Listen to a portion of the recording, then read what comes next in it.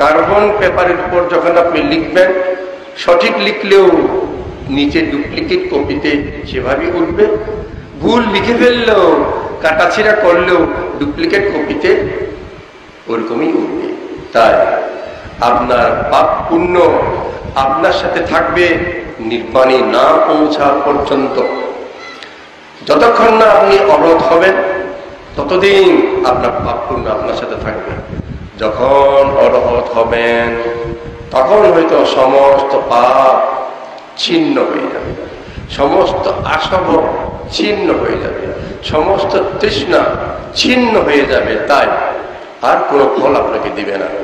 সেই অরহত ব্যক্তিগণ এমন এক পর্যায়ে পৌঁছেন, তিনি স্থির হয়ে যান, পুণ্যতেও স্থির, পাপেও স্থির। পুণ্য করার দরকার নেই, পাপও তার নাই।